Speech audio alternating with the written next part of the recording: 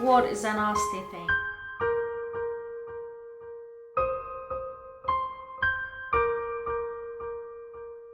It's a horrible, nasty thing.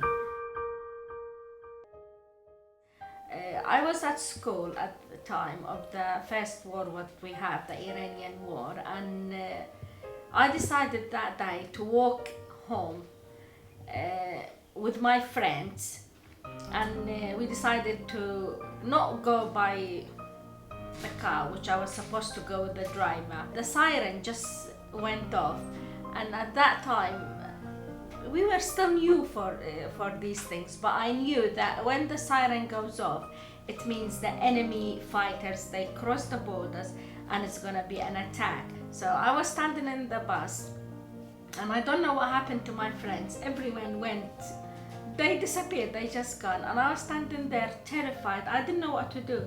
I couldn't run, I was in shock, just stood there. Just I saw a soldier was standing there.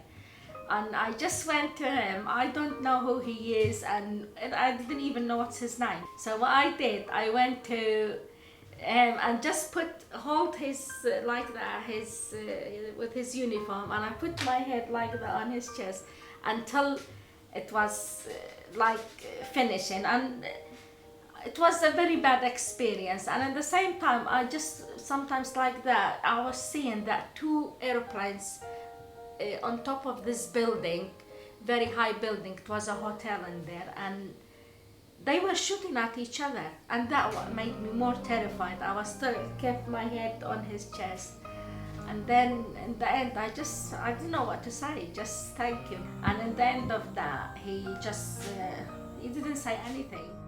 I was at my grandfather's house, and they have a huge garden, and my auntie, she used to keep the gas cylinders.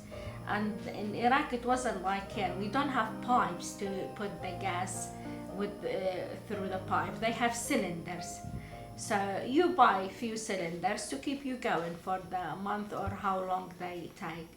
But my auntie, I don't know for what reason, she got them in from the garden and she put them in the house. So when they were bombing and like that, what I did, I went and I sat literally like that on top of one of the cylinders, and not thinking that if any shot comes I will explode with all those gas. But I was thinking that that is a safe place in that. And I remember till now my young brother, he had a small yellow giraffe, plastic one, rubber one in his hand, and he was telling me, don't be afraid, come to me, come to me. Couldn't sleep. I used to be always awake and afraid, and because we needed to have total black in the house, we need to put the lights off, close the curtain when it was at night if it happened attacks, and that gave me really very bad. Till now I can't sleep with the light off. And something else, I used to keep my shoes trainers on.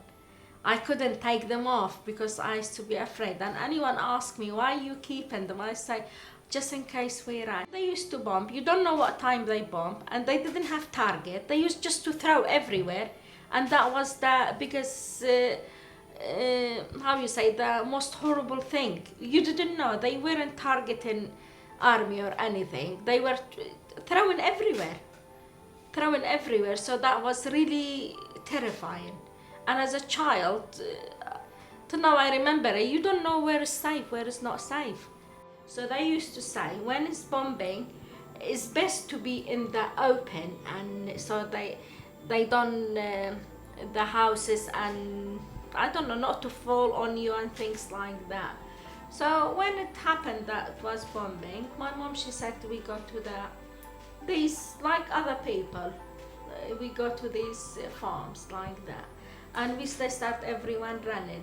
And we have our neighbor, till now I remember, her name was Sajida, and I used to babysit her kids, they were young. We went there, and everyone with the kids and like that. My mom, she took us all, we went, and I'm sitting like that, and I'm saying, I said, where's your kids? She said she left them there. And I went back and I got them, not to be heroic, but because I loved them. And at that time, I don't know what to think. I mean, how can you leave your children?